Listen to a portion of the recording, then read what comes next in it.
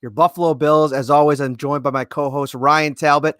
I am Matt Parrino, and we're so excited. We have so much to dive into tonight, and I can't think of a better guest than the one we have right here. And I'm not just saying that because you're on the show. Mr. Joe Buscaglia from The Athletic. My friend, how are you?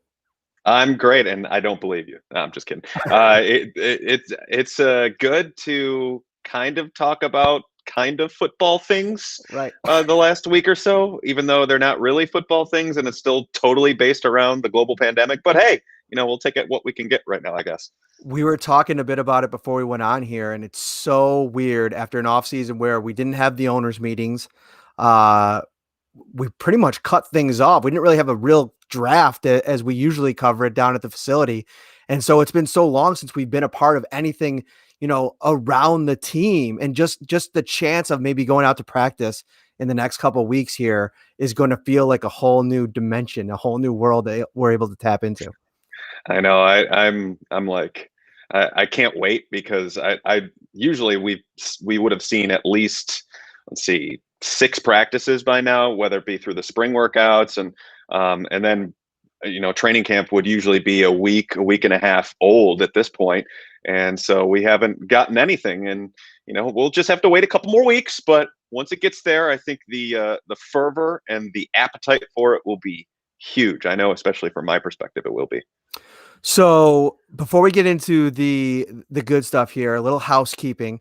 You're watching the live version of the Shout Football podcast, and we would ask you to, on all of your podcast platforms, wherever you get your podcast, if you listen to the audio versions, head over there now, subscribe, rate, review. And not only that, while you're there, look up the Buffalo Beat. That's Mr. Joe Buscaglia's podcast. He does it with Matthew Fairburn. They do a great job all throughout the season, off season. Do the same for them. We would really appreciate it. But we want to get into what's going on with this team right now. Yeah. And I think, I tweeted it out this morning, and, Monster Media Day, the first Stephon Diggs press conference of his Bills tenure. Tre'Davious White, the only All-Pro for the Buffalo Bills last year, his first press conference. And the first thing out of his mouth was, I haven't decided yet if I'm opting in for 2020. Mm-hmm. So let's start there, and I'm going to get Ryan's take after we get yours, Joe. What was your first impression when you heard that? Well, my first impression was, I'm glad other humans are taking it seriously. Mm-hmm. More than anything. I think everyone is allowed and encouraged to process things differently.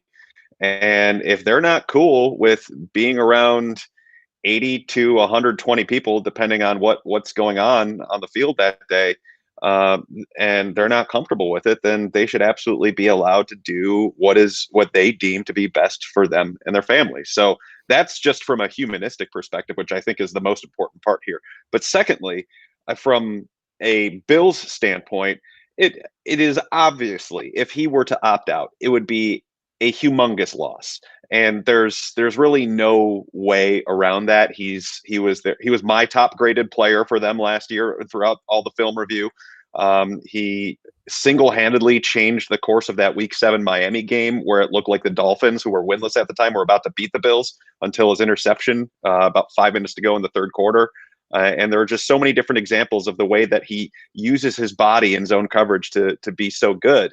But I will say there are at least 2 silver linings I'll throw out there. The first of which is to get Levi Wallace more time on the field if Tre'Davious White were to opt out, because I do think they believe in him and they want to see what he's able to do. And this will be one of the biggest years of his career. So that might be something to kind of hold your hat on, because I think he was a bit better than most fans would give him credit for last year. And secondly, the way that the salary cap will be constructed and how the contracts go. If Tre'Davious White were to opt out, the final 2 years of his deal here would toll to 2021 and 2022. And why that's important is because he has a humongous jump from the second to last year to the final year. So rather than having that hit in 2021, where there's a massive decrease in cap space, the Bills would basically be getting back around $7.2 million on next year's cap, which would be vital for them in the event that the salary cap goes down as much as some people are anticipating it will. One of the things, I saw floating around out there today after this news broke was that, this would, if Tre'Davious White is not in the picture in 2020, I think it would really shine a light on the importance of Micah Hyde and Jordan Poyer, even more so in this defense. So let's start with you, Ryan. Where do you see things kind of going in the secondary? Let's say potentially without Tre'Davious White, and then we'll go from there. Well, I think Joe said it well. I think it gives them a chance to evaluate Levi Wallace. It gives them a chance to see if Josh Norman hasn't lost that step, if he was just simply in a defense that didn't fit his talent or what he does well from last year in Washington.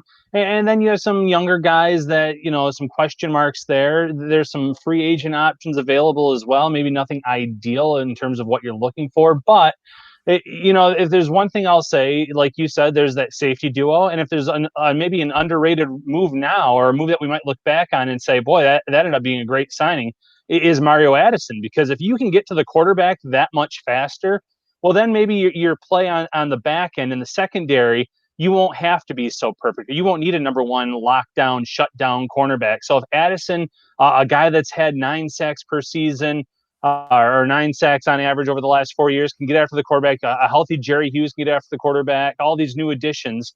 Maybe the secondary, especially the cornerback position, won't have to be as solid as they have been in the past. Now, Joe, I know last week when you were talking about Star Lotulelei opting out, you said that was like a 5 in terms of impact scale. I think all three of us would agree that White would be a 10 across the board.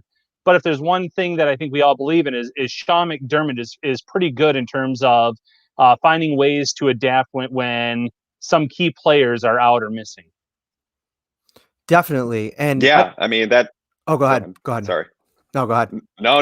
All you, Matty P. This is your show. I'm just living in it. Matty P. Wow, that's bringing you right in the inside of the Bills beat right there, because that's Joe's the only one who calls me that. No, but I wanted to ask you a little bit going with Ryan's point there. One thing that a fan brought up was AJ Epinesa. He wanted you to talk a little bit about him tonight, and I think that's a nice. We could maybe hit that right now in this defensive line, which Ryan and I talked about it a few weeks ago. And we kind of power ranked all the position groups, and we both had the defensive line as either the top position group or the second to top position group or the third. And, there's so much depth there, and there's so much more maybe potential to generate a consistent pass rush.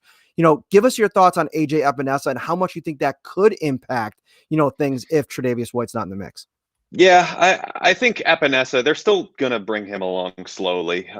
That's just what McDermott likes to do outside of A, the guy that we've been talking about, Tre'Davious White, and B, Tremaine Edmonds. Those are the only 2 exceptions to the rule. They were drafted. The Bills basically had no one at the positions they were drafted to. So it's like, okay, here you go, have fun. But everybody else, it's been a slow approach. And so I would anticipate that's the case with Epinesa.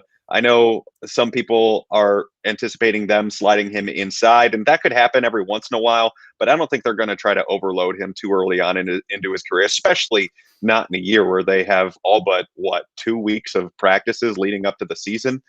So I would anticipate he's going to be in that rotational role at the left defensive end spot, backing up Mario Addison right there, and then going from there. But yeah, to Ryan's point, having the pass rush be solid and a bit better, and having maybe even Ed Oliver create some more chaos from the interior, that will certainly help the secondary. But I also wonder if they might switch up their philosophy just a little bit, because even though the Bills are one of the most predominantly zone coverage heavy teams in the NFL, they do run a certain amount of man-to-man coverage, and mostly because Tre'Davious White can flip between the two pretty seamlessly. But now when you have your top 2 corners on paper right now, if Tre'Davious White does opt out, Josh Norman and Levi Wallace, those are a couple of guys who have a little bit tighter of hips, and they're not going to be able to flip and get down the field in a hurry. So I wonder if we might see more zone coverage, see more help from you mentioned the safety duo, Micah Hyde over the top, and helping those 2 cornerbacks, especially the linebackers too, who are really good in coverage, Tremaine Edmonds and Matt Milano. So there's some different things that they can do. We might just see a heavier emphasis, that is, on them just sending the stock 4 guys at the quarterback, and then trying to figure things out in zone coverage with the other 7. Mm-hmm. The other piece of this with Trey, the news of Trey today, is I wonder the kind of impact that could have on the locker room as everybody's kind of, in the last, few hours here, wrestling with maybe potentially the same decisions for themselves. We heard from Stefan Diggs today, who said that he's planning on playing. That's why he came to training camp. Whereas opposed to Tre'Davious White said he came to camp to kind of test out the waters to see, how is this thing going to happen? And it's funny because one of the things that I saw a lot online too is like the idea that, Tre'Davious White might not want to play. And I think that that's a little bit of a misnomer that I want to, maybe snuff out a little bit. I didn't get the sense today at all that Tre'Davious White would walk away from the season because he doesn't want to play football or be there for his teammates. I think what he was talking about was the chance that he could contract this virus and bring it home to his family. That's a real concern. You mentioned at the top of the show, these are human beings too. They're dealing with the same thing that we're all dealing with. And if you're giving the option, to stay safe, I mean, I just think that the way that the NFL is doing this thing without a bubble, if you're uncomfortable with it, I think it's perfectly okay to make the decision to stay home. Yeah, I totally agree with you. I mean, I didn't get that sense either from Tre'Davious White. It seems as though he was, in between him talking about generational wealth, which I'm sure we'll talk about in a bit, but he was just echoing the virtues of family again and again, and that being the most important thing to him. And that just from my perspective, family is the most important thing to me. It's not. I don't think many people are that different in that respect. So if he feels uncomfortable and feels like it could put his family and his within a year-old child at risk, then by all means do what you believe is best.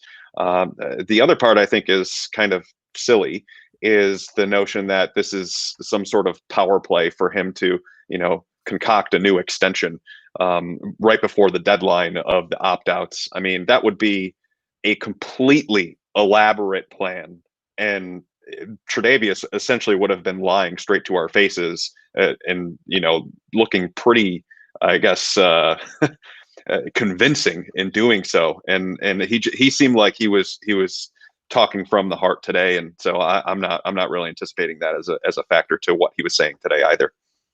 Yeah, and the other thing I'll add is it's just a shame that the NFL has this opt-out date so soon, tomorrow, 4 p.m., because these players just hit the facilities this week. It's not like he's had a long time to really evaluate what the Bills are doing. He can get a good grasp of it in a few days, but I think if these players had a little bit more time to kind of really see how each team was doing it on a team-by-team basis, you'd maybe see some players opt out more in certain situations. But this isn't necessarily giving some teams a chance to even show players what they're doing in terms of all the protocols. But shifting gears, the other part of the Trey White talk today was the talk of a potential extension. Trey did not seem to be in any kind of hurry necessarily. He said that he's good financially. He did mention the generational wealth, though. In terms of what he said today, I do tend to believe him that he's not in a rush. He knows that when he gets that contract, he's going to reset the market. But when is probably the best time for White to try to get that deal? Yeah, I mean, from my perspective, as long as things go back to normal, or at least somewhat kind of normal next year, then there's an undercurrent of people around the league that believe that the 2022 salary cap is going to surge, especially if it goes down to 175.9 million, the floor that they've set for these teams in 2021. And in 2022, that means there's going to be a lot of money available. So there will be market setting at each and every single position. So if Tre'Davious had a distinct motivation to play, heck, it would be that, because if he plays this year, then that puts him right in line to become a free agent after his 5th year option in that 2022 offseason. So if he wants to secure that generational wealth that he's talking about, I'm sure he can kick the can down the road to go to 2023 if he really chose to. But when there's that type of opportunity where there's going to be so much money out there on the open market, conceivably, as long as everything goes back to normal, then that would be a pretty tempting thing for him to stick this season out in 2020. You had yourself a nice long vacation, and everybody was panicking. Where is Joe B? I think at some point somebody even started the hashtag sent out a missing persons ad. How was your vacation, first and foremost? And did you feel the love? Because there was a lot of people that were worried about you, even though I don't think that was your intention. Oh, it was not my intention at all. Truth be told, I took 3 weeks off, and truth be told, I just did not go on Twitter at all. And I mean, I would just look up updates, random updates, whenever I could, just to stay in tune with things from an NFL perspective. But like, I just wanted some time to kind of like detox a little bit from the whole social media thing. So I'm like, okay, we'll see how this goes. And actually, what's interesting is I don't end up going to my phone immediately, go to Twitter and start scrolling now after just those 3 weeks, which is kind of cool. But be it as it may, the vacation was great. It was really relaxing. And now, but I'm completely rejuvenated, and I am nerding out, just trying to think about different ways to concoct the salary cap in 2020 and 2021. And perfect segue, because one of the first pieces you dropped on your return was a couple thoughts about everything going on this week, and one of the bullets was Matt Milano and Dawkins, and that's something that I think all Bills fans are really starting to zero in on. You set up that situation very well. 175 million potential floor next year, which could mean maybe a 1-year deal, a franchise tag, a transition tag for one of them. Why don't you explain a little bit of your thought process here? Well, the Bills are going to have to do some work here, and especially if Tre'Davious White does not opt out. I mean, that's still going to put them around, it's going to be hazy now that Stephon Diggs has restructured his deal, and if they do indeed sign Brian Winters, but they're going to be around like the 20 million in cap space after the money that they would roll over from this year, which is a good amount, especially when you consider that there's a drop off in the potential drop off to the 175.9 million floor. But what it doesn't account for is the fact that you have two marquee free agents coming due that you drafted in Milano and Dawkins. And if you go by the valuations from SpotTrack.com, who does a great job with those sorts of things, they've got Dawkins at 16 mil, Matt Milano at 13 mil. So that equals 29 million, and you're still 9 mil shy. And that's even thinking that you wouldn't even have any sort of semblance of low to middle tier free agency in addition to that. So they have to be really cognizant of the decisions that they make starting this summer. And the marquee one for me is, I think they have to release Trent Murphy. There's no way around it in my mind. I mean, that's a 7.2 million potential rollover savings. It's just an albatross waiting to be picked. And he would be a rotational defensive end. Use the roster spot on Daryl Johnson, save yourself the money, and go from there. But in terms of Dawkins and Milano, I think it's kind of interesting to look at it from the player perspective too. We just talked about Tre'Davious White and when he could potentially cash in that 2022 surge, and maybe Dawkins and Milano might be looking at the same thing, where there might not be a ton of money out there on the free agent market in 2021. So if I'm Dawkins or if I'm Matt Milano and I'm their representatives, you can kind of push that to them. Be like, hey, there might be a lot of money around in 2022. So let's see if we can stick this out for 1 year, stay in the same system, and then see what happens. So once everything kind of goes back to normal, at least we hope. So the franchise tag, Dawkins should be firmly on the radar for that, because if his valuation around 16 million is right, and last year Arizona signed DJ Humphries to a 15 million annual average salary as a left tackle. So if that's right, the offensive lineman franchise tag number from this past offseason was just over $14 million. So you'd be saving a little bit there. And you could couple that with maybe just a short-term 1-year deal for Matt Milano to get him there. So that way you're not losing anything there. And then trying to make the decision and go with a long-term pact after that. But it's very interesting to see how both sides will play this, both the teams and the players. You can't really dictate. You can't really just look at it from a team perspective, because then you're like, okay, well, what do the players want? And that's just as important as anything. Yeah, I'm going to put you on the spot here, Joe. I know you can do franchise tags, transition tag, short-term deals, but instead of Joe B, you're going to be Joe Bean here for a minute. If you had to sign just one of the two players, Dawkins or Milano, who would you sign and why? Wow. Only one.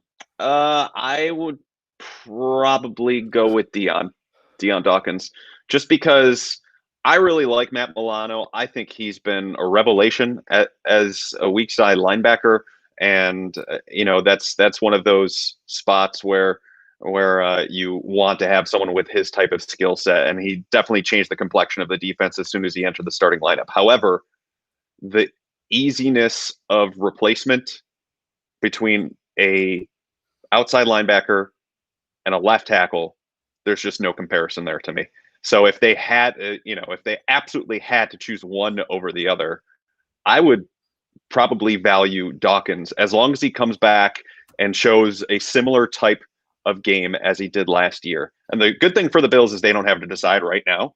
But if Dawkins comes back and has the same type of year as he did last year, to me, he was the best lineman last year, one of the best players on the team. You lock up that spot. His feet are so quick for a left tackle. I mean, there are all these different assets to me, and he's only 26 years old, so he's got a ton of years on his prime left. And if you snap him up on a, eventually like a 3-4 year deal for 15-16 million a year, that's a steal, or it will be a steal, as long as he continues along that track. So I would probably go with Dion Dawkins there, as much as it hurts me to say, because I've been a long time stan of Matt Milano being in the starting lineup. Mm-hmm. I like that conversation, and I'd like to stay there, but I want to get into a lot of stuff tonight, and I want to go back to Trent Murphy for a second, because he's somebody that I've waffled on over the course of the offseason, and very recently, before we really started to think about the immediate and even 1 to 2 year impacts of COVID on the salary cap, I was banging the table. Trent Murphy's making this roster, just because I think you take his best performance from last year's season in Houston, and you extrapolate that and fast forward to 2020 and figure that you're probably going to get a pretty healthy version of him. And I think that he can, in that kind of, maybe a tag team with Mario Addison, they could be a real force from a pass rushing perspective. But to your point, it does seem, after reading your piece, hearing you talk about it, that rollover, $7 million rollover, is going to be so important for all of these other things that they need to do. And, you go out there and you get a guy like Mario Addison, a guy like Quentin Jefferson, who, didn't put up the gaudy totals, but his, if you go and look at Pro Football Reference and their pass win rate from last season, Jefferson was, in the top 10 in the league in that category. So you figure that he could do a little bit of that in the exterior. Also have Daryl Johnson, who you mentioned, back in the mix. Mike Love back in the mix. I'd like to see what he can do in training camp here. Is it a situation where, because of the depth there, you're much more willing to move on from a guy like Trent Murphy? Yeah, I think it is. I mean, Ryan just posed the question to me, so I'm going to pose the question to you guys. Would you rather have Trent Murphy as your rotational defensive end, or Matt Milano next year and into the future? Boom. Yeah, I think that's a no-brainer. I think, it's that simple. It's absolutely that simple, at least in my mind. So if you're saving $7+ million to get rid of Trent Murphy, and you get to keep Daryl Johnson on your team, who they still believe in his potential, and you don't want to give up on that guy and throw him on waivers, it just makes all the logical sense in the world to me from a roster building perspective. And I know they like having a bunch of veterans, they like having experience, but they have so much experience on the defensive line. They are literally 5-6 players deep at defensive end in particular. And they even have a guy in Quentin Jefferson who can flip between defensive tackle and defensive end. So that way it helps you keep Daryl Johnson even that much more. So to me, it's just, keep him around for now just to make sure there's no positive tests, nothing insane happens, and there's not a rash of injuries that end up costing you, and you wish you would have had Trent Murphy in the long run. But if things stay the way that they are, and they have those 8 guys, that being Addison, Hughes, Epinesa, Jefferson, Daryl Johnson, Ed Oliver, Harrison Phillips, and Vernon Butler, if you have those 8 guys, you're like, okay, what do you need Trent Murphy for 30% of snaps? No, keep the $7 million and try to re-sign both Dawkins and Milano. And a real intriguing piece of this too is the addition of Eric Washington as your defensive line coach, who I think you might be able to even unlock even more potential in a Daryl Johnson, who he can come in here, work with him a little bit. I mean, Mario Addison, for most accounts, I mean, this is a guy that came in very unheralded, turned himself into a real pass rusher, a real successful defensive end in this league. You like what they're doing on the coaching staff, especially on the defensive side of the ball. And to your point, I think watching what that can maybe do for Daryl Johnson, because, if you keep Trent Murphy on this roster, you're going to have a tough time keeping Daryl Johnson too, because there's so many other positions, especially like in the secondary. They like to usually keep numbers there. The offensive line, they kept 10 almost, throughout last season. So a lot of decisions to make there. But speaking of the offensive line, let's get to that, because we had a little bit of an emergency pod on Monday when the news broke that the Bills had signed Brian Winters from the Jets, another New York Jets cast-off brought in before the season. The Bills released Spencer Long, to your point, clear up some more cap space. And also, because of the COVID rules, you have to release a player before you even bring in a potential free agent for even a visit. So that roster spot now is open for the Bills to start working on a deal with Brian Winters. But let's start there. Is this a situation, you watch some film on Brian Winters, is this a situation where he walks in with Feliciano out of the mix as your day one starter, or does he have to earn that job in those 2 weeks of training camp? No, he's day one for me, because you look at what he can do as long as the shoulder checks out. I mean, his foot quickness, really good for an offensive lineman. Great athleticism. He looks to initiate the contact. He's physical. He's tough. He likes to get guys to the ground and finish his blocks. It's everything that Bobby Johnson and Brian Daboll want out of their offensive lineman. Now, there are some times where he gets beat, especially in pass coverage, because he leans or gets overpowered a little bit, but he usually has a pretty good anchor to deal with those type of bull rushes from those people. So I think this is a guy that slots right in. And I know Feliciano put on his Instagram, "See you guys in Vegas," which would mean he's back by week 4. He's probably being a bit hopeful there, but you don't want to say, hey, he's not going to do it, but you just never know with injuries and rehab processes. But I will say Winters is intriguing enough to me to think about the possibility of maybe down the line, if Quentin Spain starts struggling, maybe Winters goes at right guard and Feliciano at left guard, because Winters and Feliciano are the best suited guards for the type of offense that the Bills are trying to run. They have their guards pulling constantly. They have them getting out in space in front of running backs constantly on screens. I know Daboll is a big screen guy, hasn't really been able to get it established, but I would anticipate he's going to try to more this year, especially with Devin Singletary. Those are 2 guys that are able to get to the spot and put a hat on a guy.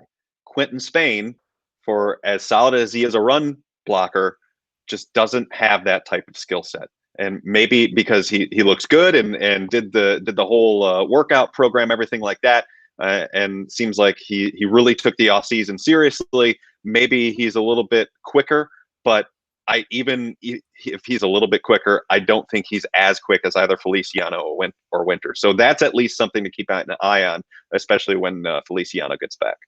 So if Winters comes in right out of the gate with the lack of time here before the regular season, he plays well, and Feliciano eventually comes back and is ready to go, do they hand the job back to Feliciano based on what he did last year? Or do you keep going with the guy that's performing well? See, I kind of wonder if maybe they would just throw Feliciano on IR just at the beginning of the season, just to give him, like, say, hey, don't rush it. We're good here. Let's get you back fully healthy, and also giving themselves an extra roster spot. That kind of went through my mind, but I do know that they love Feliciano and everything that he brings to the table. So maybe that wouldn't be something. It's all about how he's trending by the time. I don't even know the date at this point. I don't even know what day it is, for that matter. What his rehab is looking like at that point in time. But that at least, if he's not on IR, I would think they would probably give it back to Feliciano. And then if things aren't going well with the offensive line, because there's going to be a lot more pressure on the offensive line this year than there was last year. That's for sure, because they actually established a base of what they could do, whereas 2018 was just kind of a nightmare. But yes, I think Feliciano would probably get the right to the job back when he gets healthy. We spent so much time over the last year discussing Cody Ford's place on this team and place in this league too. And what's funny is I go back to right on draft night when Brandon Beane talked about drafting Cody Ford and where they envision him long term. And he said right tackle then and there. And, we've seen him, in training camp and preseason take some reps at guard.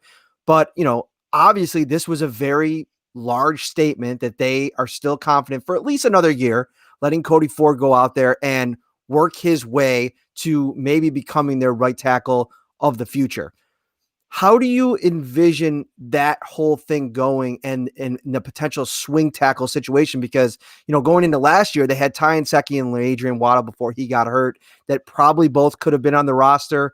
Now it's Daryl Williams who was a second team all pro as a right tackle, but played a lot of guard last year too. How do you feel like that whole rotation could happen? Who's going to be the backups, and will it be a rotation? Will Cody Ford end up being, their, all snaps of the game right tackle this season throughout the year?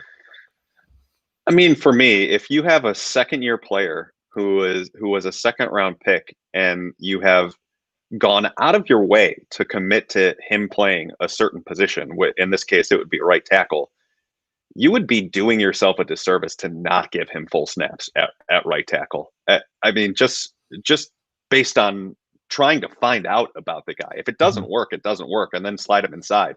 But enough of this halftime stuff where you have Ty Nsekhe coming in for 2 series and then Cody Ford for 3.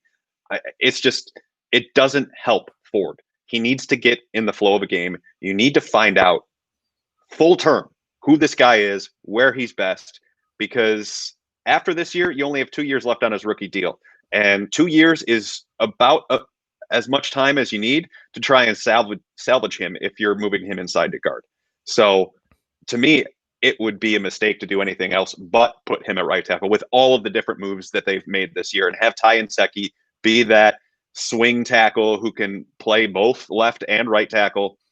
Daryl Williams, to me, I still think he's on the roster bubble. Not convinced he's going to make the team. Didn't look impressive to me in Carolina last year. Looked slow-footed. It looked like he got overpowered at times. Looked like he was unbalanced. To me, it's just he needs to prove a lot. I would think he's on the roster bubble along with guys like Ike Butker and Evan Boehm and those type of names, especially with the addition of Brian Winters here. But be it as it may, Cody Ford needs to be a right tackle, full time, full stop. Has to happen. What do we think about this, Brian? What do we think about this? Did you see this here? I've been told I look like a poor man's Lee Smith, which I don't know if that's a compliment or an insult. I've definitely never had Feliciano. I don't have the hair to. It must really be the facial hair. I don't know. It must be, yeah. You sure you don't have like a back pony back there like Feliciano? Nothing. Sticking on the offensive line, following Spencer Long's release, there's some questions now on who will be the backup center for the Bills. And I know backup center is probably not a huge discussion among the Bills Mafia, but the Bills have a lot of players that have position versatility. So in your mind, who would be the next man up to be that backup center? You know what was interesting last year about Spencer Long? They billed him as this guard slash center, played center with the Jets. He didn't play center for them at all. Feliciano replaced him as the backup center like that. All it took was one training camp. So he was a guard only for them. So that versatility, I think, was a little misconstrued, at least in their eyes. But in terms of who could replace Feliciano as the backup center for those few weeks that he's not available, I would look to a couple of guys. Evan Boehm, who has a sneaky, solid shot. He's still on the bubble, but he's got a good look at it. And Ike Butker, who everyone just kind of forgets about, but they've kept him around for years now. And he's got some center and guard versatility. I wonder if, and he's also, Butker is one of those guys that Brandon Beane brought up in that little cluster of players once the Feliciano injury came down. Where he mentioned, we're gonna try some things out. I think he mentioned Boehm, Long, Butker, and Secchi. Threw Cody Ford in the mix, even though he probably didn't mean it. All of these different things. So I would look at those two guys above all else. And if they're not working out, then I don't think they should be ashamed to go out and try and find another offensive lineman somewhere. Little nugget about Butker. And yeah, you always wonder about these kinds of things when we're in the facility in the field house after practice. But one thing I noticed all last year was Butker attached at the hip to Mitch Morse. And, every day after practice, you'd see him kind of pull Mitch off to the side and just work on snaps, work on movements, work on reactions. And, those kind of little things, like you mentioned, I think those stand out to Brandon Beane and Sean McDermott. And that's what probably keeps him around. They love that. So I think that's a great point to bring him up because he'll remain in the mix. A nugget to add to your nugget. He actually has a prior relationship with Mitch Morse because back when the Bills originally cut him a couple of years ago, he got scooped up by Kansas City. And so he stayed there for like a good week and a half. So they probably met, got to know each other a little bit. And he probably stuck to him a little bit when he had that 1 week in Kansas City, eventually released. The Bills brought him back. I think they claimed him on waivers and he's been with Buffalo ever since. So, but yeah, there was a little rapport there and yeah, there you go. And they like that sort of thing. They like to see those young offensive linemen try to get it from the people that have been there and that do take all the snaps for them. So yeah, they're somewhat hopeful for Butker. Everybody's been so patient in here. A lot of questions, a lot of activity in the comments. We appreciate you guys. I want to close out the show with Stefon Diggs tonight, but before we do that, we'll take a couple of these. And this is a good one here because I think that, Stephen Hauschka has been one of the, lightning rod topics of the offseason ever since the Bills drafted Tyler Bass. So chime in here, Joe, first, and then Ryan and I can kind of follow up. Matt Barkley and Hausch Money, do they make the roster? I think Barkley is good. I don't think that they're going to trust a 5th-round rookie to be their primary backup, again, with only 2 weeks of practice leading up to the season and 0 preseason games. He's good. The potential rollover savings for Barkley is like just a shade over $1 million. So not really worth it, especially when you think about what could happen if you don't have Barkley on the team. So I think he's probably good. But the Hauschka conversation is different. All offseason before the talk about the salary cap reduction came down, I honestly thought it would just be a straight up kicking competition, tie probably going to the rookie. Now I'm rethinking that a little bit, just because when you look at what Hauschka could save them, I mean, if he wins the job, he wins the job and they won't cry about it. But if he doesn't win the job completely and without a shadow of a doubt, then you're looking at, if you cut him, you're saving a little over $1 million on this year's cap to roll over. And then an additional, I believe, $3-ish million that come off next year's cap as well. So all of these different factors, you have to think, okay, well, it would be pretty enticing to do that, especially if they have to try and find spots to save money. And if one of the spots is a kicker, which have an impact on 8, 9 plays a game, sometimes big ones, but some games they don't really do anything except kick the ball off. So to me, I would rather have Vernon Butler on my team next year rather than save the whatchamacallit, the $6 million it would be to cut him rather than a Stephen Hauschka next year, because you just thought it was a tie and you trust him a little bit more just because he's a veteran. Go with the rookie kicker, and if it blows up in your face, then it does. But I think they have to think about more than just 2020 in 2020. Yeah, completely agree on the Barkley conversation. There's no real competition for that number 2 job. And I've kind of said from the get-go that I thought Bass had the inside track to the job. You don't spend, I know it was a day 3 pick, but you don't spend a pick on a kicker, and in a lot of people's eyes, the number 1 kicker in this draft, if you're not going to give him a legitimate shot to win that job. And as good and as solid as Hauschka was down the stretch last year, there's some concerns about kickoffs, but obviously the 50-plus yard field goals, and that could definitely come into play this season. And, Bass has the leg for those kicks. Is he going to be dependable? Who knows? He's a rookie kicker. We've seen it go both ways where, some of these guys come in and just like they come right in and it's no big deal. Some of these other players or kickers have fallen apart that have had these great pedigrees. So you never know until you really get him out there in live action.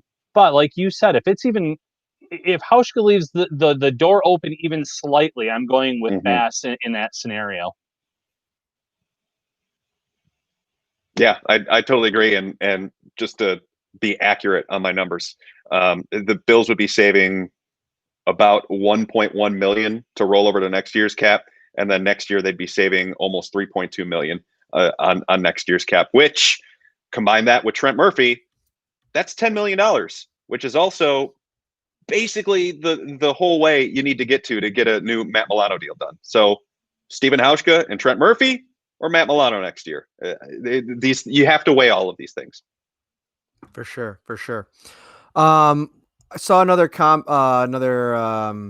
question in here. Oh wow, we're fast forwarding. I don't know if we even have time for that. No, I love it. You're gonna hit it. See, I'm a maniac. Truth to hearts. You are a man after Joe B's heart. He will answer your question. Do you tag Josh and pay Tremaine or vice versa? Go. Well, this is a 3-year down the line conversation because both those guys are going to get their 5th-year option. You would think, unless Josh Allen just completely regresses this season. But I would probably say you would tag Josh Allen if you had to, just because the economic side of things with linebackers, and this applies to Matt Milano as well. The linebacker franchise tags get inflated because of 3-4 outside linebackers that rush the passer, because they are technically put in as linebackers rather than defensive ends, which is kind of insane. There should just be an edge rusher designation, so that way guys that rush the passer off the edge would all clump together and the rest of the linebackers aren't along those lines. But since it's not that way, and it's not going to be that way in the current collective bargaining agreement, then I would say tag Josh, work out a long-term deal with Tremaine Edmonds if both guys deserve it, and then work your way into a long-term deal with Josh after that. I like that. I like that thinking. I really like the conversation where we'll get more into it as the season begins, but like just of what this season's going to look like for Josh, because there's so many other examples just from his draft class alone. Take out Lamar Jackson, who's now in another class of player, but with Baker going into this year and the talent around him, Darnold going in with the lack of talent around him, I really think, and I think you did a piece on it earlier this offseason where you kind of really dove into the tape of Diggs and what he brings to this offense. He's that other element where I feel like you've now stripped away all the excuses that weren't going to be there anyway, because Josh in year 3 in the same system with the same coach, with a lot of the same pieces around him now in year 3, this thing should look like an NFL caliber offense and at least, at the very least, a top 15 offense. Does it on week 1 against the New York Jets? Is it a top 15 offense on week 1? Wow. Yeah. You're really putting me to it here. Making me look into the future. I think Diggs is going to help. If he doesn't help, then that's on Josh more than anybody. because if there's one thing I know to be true, it's Stephon Diggs gaining a lot of separation from his defender. And he is incredibly fun to watch on film. Like I'm a wide receiver snob, and watching him run routes is like, why doesn't everyone do it that way? I mean, the way he sets players up, the way he reads the defender's body. The only time I've seen you more fired up than when you're talking about receivers is when you're talking about Harry Potter. But I got my Slytherin mug right here. There we go. My man. On brand. But yeah, I mean, I remember this one play in particular, and with that film study piece that that you were talking about that I did. Remember one play? I think he was going up against Atlanta's Desmond Trufant. He ran a 5-yard comeback route. Somehow, in the amount of time it took him to do a 5-yard comeback route, he made Desmond Trufant completely turn around, stumble, and gain 3 yards of separation on like a quick hitting pass from Kirk Cousins. It was obscene. And I'm just like, what? How did he get him to do that? This is a good cornerback in the NFL, a good young cornerback. I just don't understand what he did to him. But when you watch how he just absolutely hammers into his breakdowns, it's like, all right, this is a guy that is going to continuously get separation. It's not something that is gained with speed or anything like that. So he transitions to the later stages of his career as well. So, and he absolutely crushes it in the intermediate areas, which is where Josh Allen advanced himself from an accuracy standpoint last year. So if Allen and the offense and the passing offense doesn't get it going, that's on Josh Allen. It's not going to be on Stephon Diggs. It's not going to be on John Brown. It's not going to be on Cole Beasley. It's going to be all on Josh. So this is, I mean, very much an understated thing. Like, you can't say this enough. Under exaggeratory, but has to be a big year for Josh. He has to take steps forward with a better cast around him. If you are a part of the late night crowd, welcome into the second half of this episode. He is Joe Buscaglia, bottom right from The Athletic, the Bills Beat podcast, Buffalo Beat podcast. Sorry, old habits die hard. It's cool. I'm still getting used to it. My co-host on the bottom left there, Ryan Talbot. I am Matt Parrino, and we are going to close things out tonight talking a little bit more about Stephon Diggs, because he had his introductory press conference today, 4 months after the Bills traded for him. It was a bit worth the wait. We got about 20 minutes with him today, and I want to kind of go around the horn here and just some of our takeaways from Stephon Diggs's first press conference. What was your main takeaway? Let's start there, Joe. My main takeaway, just from him as a personality, is he's very intense. And that's something that we've always heard about him, but we obviously haven't been able to talk with him. I also really appreciate how he actually listens to the questions and like dissects them and wants to know exactly why you're asking certain things. And that all kind of shone through. And that to me shows intelligence and shows thoughtfulness and self-awareness, all of these different things. So those were the two things that stuck out to me. I mean, I already know the guy's a good football player. I just want to know how he's going to fit into this locker room. And it seems like as long as, they are competitive, keep it going, give him chances to put the ball in his hands, everything's going to be copacetic. But, who's to say what's actually going to happen in 2020 and then beyond? And he's certainly happy right now, seeing as how his Brandon Beane just kind of got him a little bit more money for the upcoming season, according to Mike Garofalo. Indeed. Yeah, Go ahead, Ryan. He definitely said all the right things today. He talked about how he's still learning about Sean McDermott, but all the players would run through a wall for him. And he's saying everything about, at the end of the day, wins are what matters. There's other weapons on this team, including calling Dawson Knox Mr. Stiff Arm, which was probably the best little sound clip that he gave us today. He's doing everything right now. Obviously, like Joe said, it's going to come down to what actually happens this season in terms of if he becomes discontent, just like any player could if things don't go as planned. But for waiting this long, I think he said all the right things in his first press conference with the Buffalo media.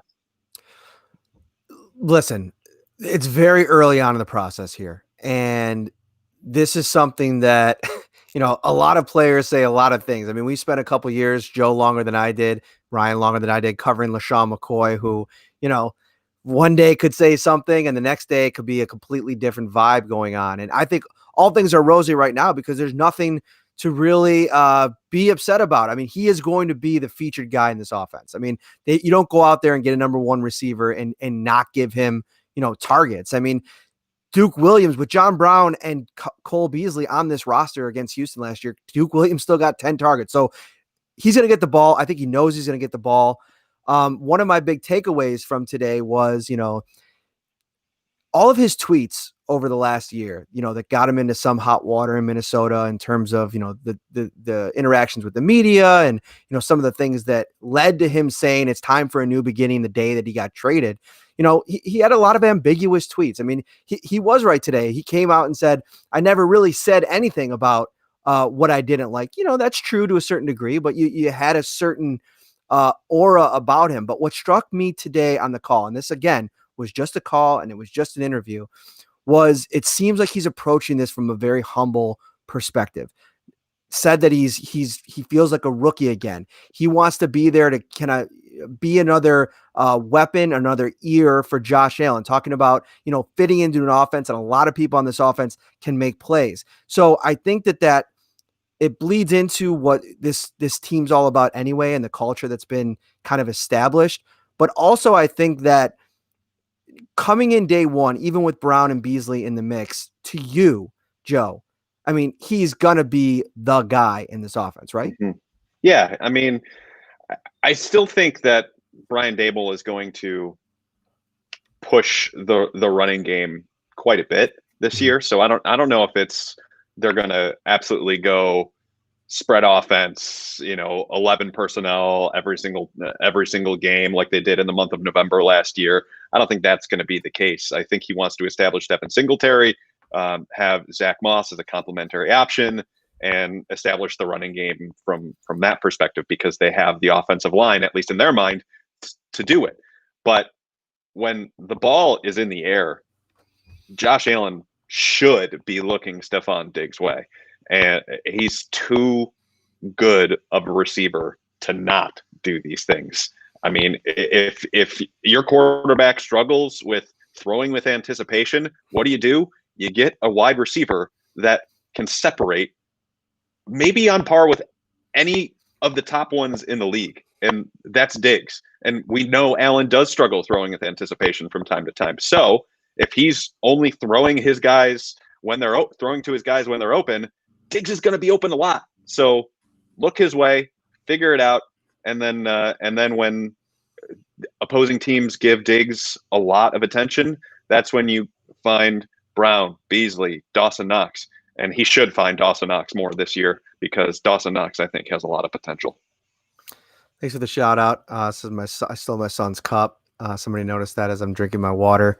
We got Star Wars versus Harry Potter here. I love it on the cups. I think we got all of our bases covered. I'm gonna give a quick shout out to my guy. This is kind of a tricky one to end the show on, but we'll talk a little bit about it because I think it's timely. And my guy Chris Williams, who runs the Bills Mafia account over on Facebook, always participates and very engaging. And he said, "Why do you think Bills fans get upset, triggered over players opting out? These players aren't robots. Why be mad because a player cares more about his health and family over playing football?" And I think that's pretty well said. I mean, when I first started thinking about Trey White potentially opting out, the things that kept ringing over and over in my head weren't anything about football, but were about his 11-month-old son that he was talking about, and the potential of going home and bringing the virus if he were to contract it from the facility. I mean, that's something as a parent I could say right now. And Ryan, I know you're a parent, and Joe, you got little Fritz over there. I mean, that's something that goes through your mind. I mean, it's something that, I can understand. Yeah, me too. I mean, my first thought when I heard Star Lotulelei, EJ Gaines, and then today Tre'Davious White contemplating it, it wasn't initially like, oh, what does this mean? What are the Bills going to do? It's good. I'm glad he's taking it seriously. I'm glad he's giving it thought, because everyone should be having these conversations with their loved ones. If they're going back to work and doing all of these different things, I mean, there's some situations where you don't have a choice and you have to go back. But with the NFL, it's constructed differently. So it's good that they're having these conversations, that they're having these thoughts, that they're really thinking things through, because you don't want to make just a rash decision because you think, oh, you know what, everything's been building up to this year in 2020. And some guys think that way. That's fine if that's what's most important to them, but that's not what's the most important thing to everybody. So I am very glad that he's taking it seriously and that he's giving it this much thought. And if he ends up opting out, then he does, and the Bills are just going to have to figure it out. But you know, I don't think anyone should be looking at him in a bad light because he chose what he felt was best for him and his family. If they gave the option for a reason, just if he takes them up on it, then he is allowed to do that. And honestly, good for him. Yeah, 100%. Family first. And in terms of why some Bills fans would be upset, it's kind of just what Joe said about some of these players. There's high expectations this year. For the first time in a long time, the Bills are probably the favorite to win the division. It's probably the first year where you can say they could actually make a run in the playoffs. So that's probably why some fans react the way that they are, the way that they do if they become very upset. But it's not the right reaction. It's not the reaction they should be having, because at the end of the day, these are people. They're not robots, as Chris said. They have families to think about. They have young children to think about. So you can't hold that against any players if that is the decision that they end up making. All right. Almost an hour with our good friend Joe Buscaglia. Before we get out of here, my friend, why don't you let everybody know what's popping over the Athletic? And I'm pretty sure we can get in right now for a little bit of a discount, correct? Yeah. So if you go to theathletic.com/the Buffalo Beat, we're running 40% off the yearly subscription. That's theathletic.com/the Buffalo Beat. And right now over at the Athletic, I mean, I'm sure the same with you guys. It's all wall-to-wall Tre'Davious White today. But I took a look at like what it means from a roster perspective, salary cap perspective, everything along those lines. That's a long form over at the Athletic right now, as well as that a little bit of that Matt Milano, Dawkins conversation we were having about. So that's over there, and of course we've got the podcast rolling every single week, and trying to figure out. And Matthew Fairburn's trying to figure out a way to work in Blaine Gabbert every single week. Still, after all of these years, the grind never stops. Unrelenting. It's unrelenting, my friend. Well, we got one half of the dynamic duo from the Buffalo Beat. We're going to hopefully have Matthew Fairburn in here over the next couple of weeks if I can convince him. The PFWA president. Now, I told him I'm going to start calling him Prez. So when we have him on the show, I'm going to only refer to him as Prez. President Fairburn. Yes. Seems very regal. It fits him perfectly. All right.